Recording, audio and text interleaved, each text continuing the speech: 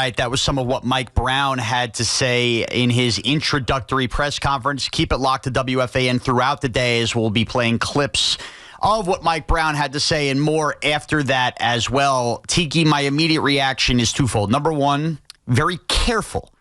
It felt as if in that opening statement, Mike Brown had practiced that opening statement a ton of times. He was careful. He was succinct. Well, he was good because he mentioned his fiance right away. Right away, which is always clutch. And my guess is there are a lot of people who are going to walk away from at least the opening statement part of that going, maybe this was a little uninspiring. But remind you, he wasn't doing the Joe Judge thing there. He was to the point. He understood it. And I thought that last question we heard from Ian Begley was important, too, as far as what you saw from this starting five and what's going forward. And much like Mike Brown is known for, he brought up, while I love their defensive versatility, he thinks the offense is basically sky's the limit, looking forward to implementing his system and working with them. So I don't think this has been a disaster press conference by any means. No. I think it was very carefully worded, very to the point, and I think Mike Brown is all about, putting his offense in place with the pieces in place. Let's analyze it. It wasn't strong and powerful and listen to me as Aaron Glenn kind of was. I am the force here. I am, by my own example, going to lead this team to success because we're built for this, you know what. That's what Aaron Glenn said. It wasn't that. It was kind of the opposite of that. It was more tamed, toned down, and more to the point. I think he had specific things that he wanted to get across. And he even mentioned some of these things sound cliche-ish. And look, sometimes they are. Athletes, and I know this from being one for as long as I was, you kind of live by the cliche. Yeah. It's a way to simplify the obvious things that you need to do to be successful and to win. And the things he pointed out, a lot of hard work, high level of commitment, and then focusing on today, right? You can't skip ahead and just be great. You got to do it at every practice. You got to do it at every shoot around, one day at a time type of thing. But he got to these specific points, which I thought were I think when you talk about what kind of culture a coach is going to bring, because ultimately the cerebralness of him is probably going to be the personality of the team. It's almost always this way, right? When you have a guy who's constantly in front of the entire group, speaking a certain way, that becomes the personality of the team. And that's either good or bad, however you want to look at it. That just usually is what happens. And when he starts talking about things like sacrifice, so to me that I hear playing hurt, I hear pushing through fatigue, all those things that we know occur to athletes, that's what sacrifice means. And then connectivity, having a real relationship so that you trust these guys on the court, off the court, you feel like it's not work. It feels like a relationship. And then he talked about the competitive spirit. And I think they already have that. This team is built with some guys who are stars, some who want to be stars, guys who have ridiculous expectations from the fans. And so that competitive spirit, I think, is there. They wouldn't have gotten as far as they did 2 years ago. They wouldn't have gotten to the Eastern Conference Finals last year if they weren't competitive. Because there were many times that we as fans, we were counting them out. Hell, we counted them out against the Detroit Pistons in round one at some points. And clearly against the Boston Celtics, nobody thought that they were going to find their way through, and they did. That competitive spirit is already there. And then really it becomes the last one he talked about, which is belief. Belief is just, do I see myself being an NBA champion? And that's, to me, the most important one that he's got to speak to this team. Because even if you are a star, even if you're really great like Jalen Brunson, you're the greatest big shooting big in the NBA like Karl-Anthony Towns, you still got to constantly talk belief, right? Because as soon as you let doubt sow itself into your brain, then any failure becomes terminal. And so I liked his message. I'm just now waiting to see how he delivers it to his team and if they start saying the same things. Yes, and I think he also said two important things. Number one, while we talked about earlier, there was no championship or bust mandate addressed, at least to what we listened to.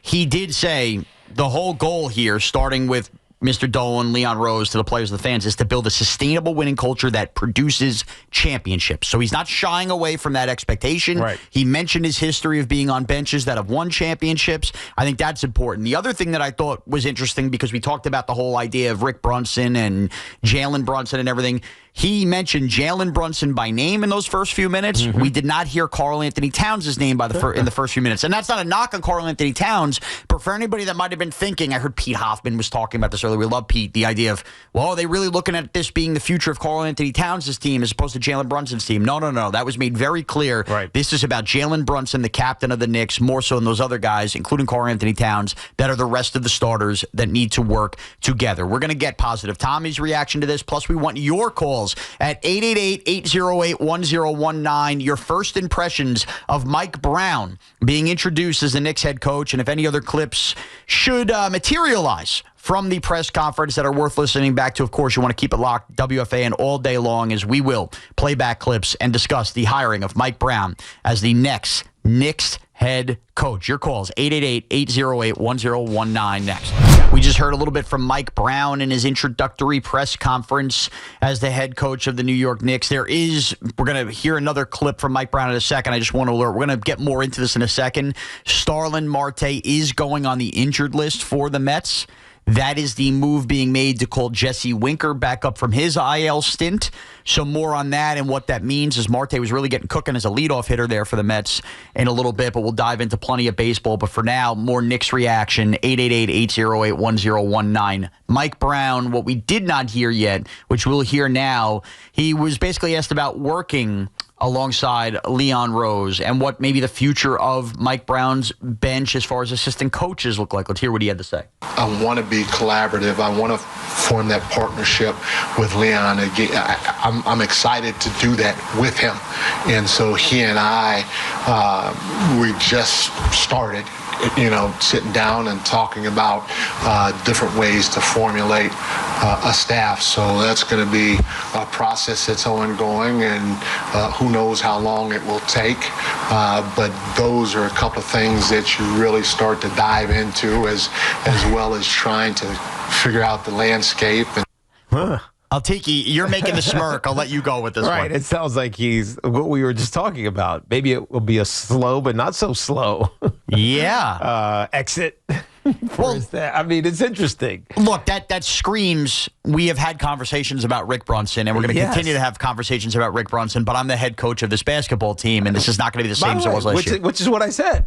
It's his team now. He's the head coach. It will ultimately fall on him, the success or failure of this team/organization, and so he should be making that decision. And even if it sucks, and if it's awkward, and if it's whatever, I think Jalen Brunson is big enough of a professional to realize the business of the game if his dad is no longer in a high priority position. Exactly. Or at all with the organization. And when you hear him, this is scared and panicked is not the right word, but you could tell in his voice, Mike Brown wanted to be very careful about, I'm going to work in collaboration. I want to be collaborative. Right. But collaborative works both ways, because Leon Rose has to understand that that's the head coach of the basketball team you just hired too. And not to tie this into other teams in town, but we scream and yell about this with the baseball team, specifically the Yankees, right? Which is the manager of the Yankees basically doing everything the front office wants him to do, right, or is it working both ways?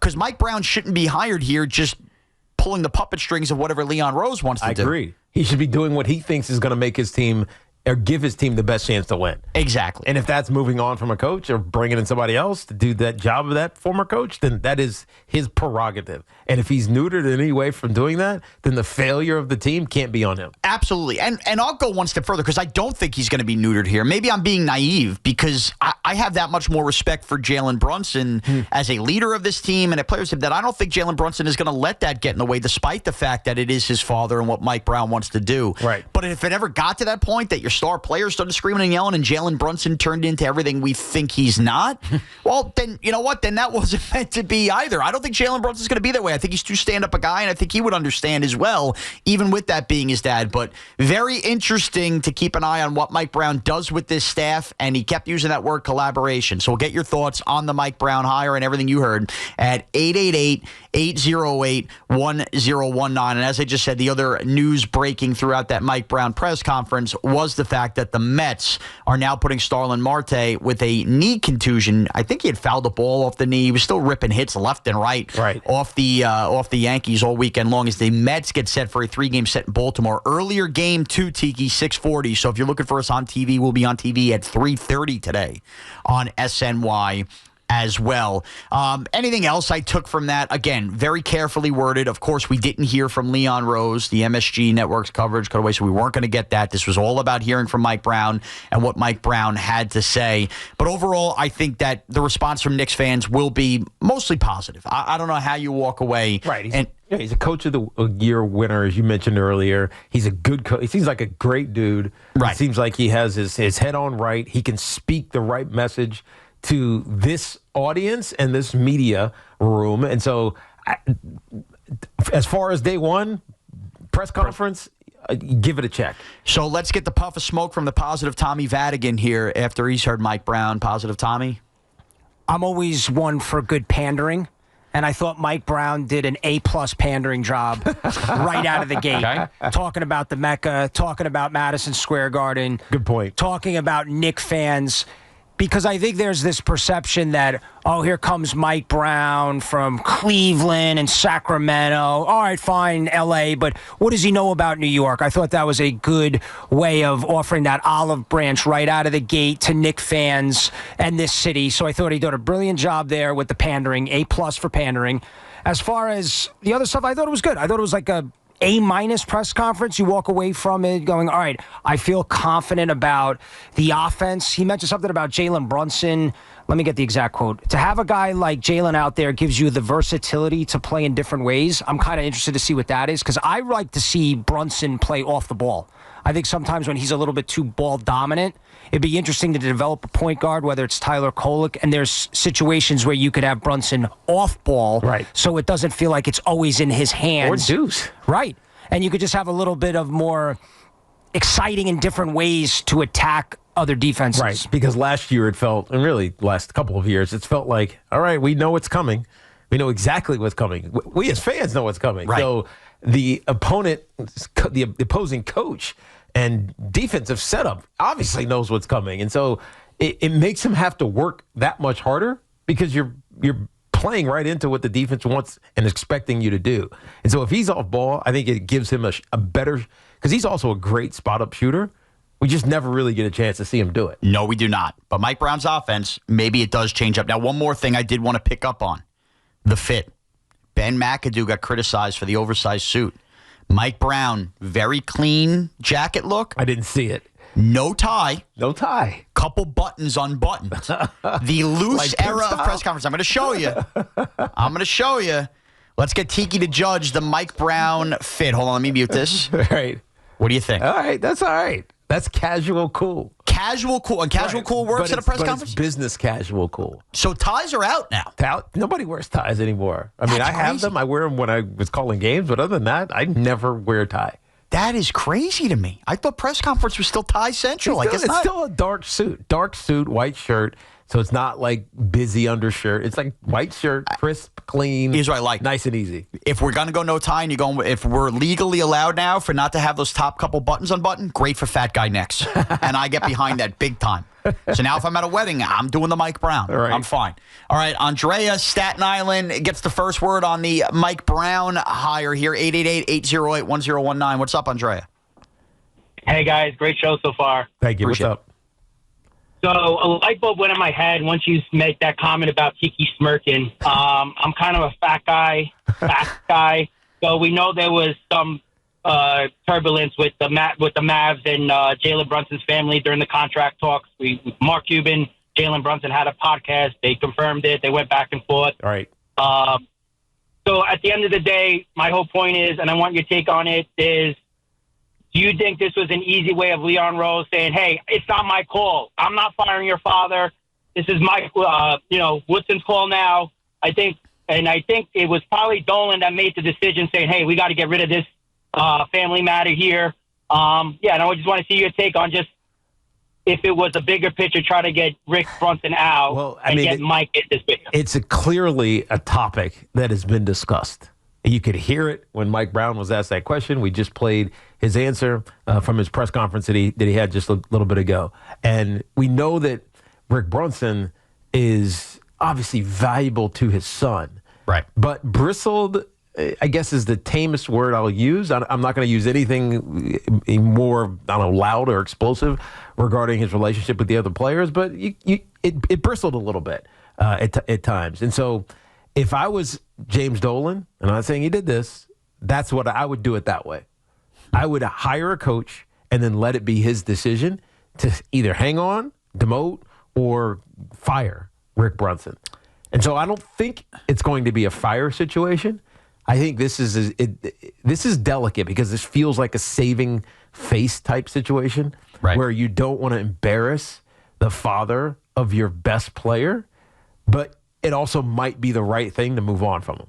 Yeah, and look, I think anytime you could have some kind of clean slate where you don't want any remnants, if you're a new head coach, of anything that could linger or any undercutting, the last thing you need to do is undercut what you're trying to implement in any way. I don't think he would do that. I don't either. But think about this. How often over the last 2.5 years have we been talking about Rick Brunson? Right? It's just, you don't talk about assistant coaches. You don't. But we have in this situation. And I'm not saying he's bad or good or anything. I'm just saying it becomes more of a talking point than sometimes the head coach. Well, and assistant coaches being retained by new head coaches is nothing new in NBA, NFL, anything. The only reason this is a story is because, of course, it's the star player's son. So just on a very surface level, you can't use the words undercutting like I was just about to when you think about it, because if his last name wasn't Brunson, would we say anything? Or would we say, you know what? Mike Brown evaluated the staff and thought he was a good assistant coach. But anytime you bring family members into it, it just makes everything that much more dicey. So just something interesting to keep an eye on. But he did say it could take some time as he goes through working with this collaboration. And boy, did the Knicks like taking all that time. They went through their signings. They took all that month to hire Mike Brown. I wonder if they have a relationship or not. A past relationship? I don't know professionally if they do.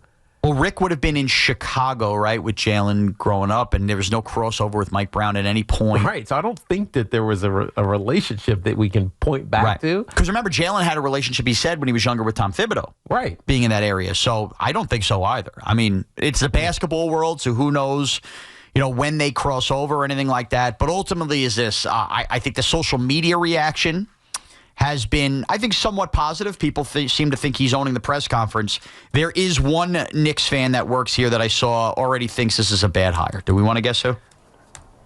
By the way, it is almost 3:30. This would be our version of BT? Posted and Toasted. Not BT. Who? Can I guess? Go ahead. Sure. One Mr. Salvatore Giuseppe Licata. Sal Licata, all of 3 minutes into the press conference, tweeted this. Mike Brown ain't it. Come on, Sal. No biggie. Come on, Sal.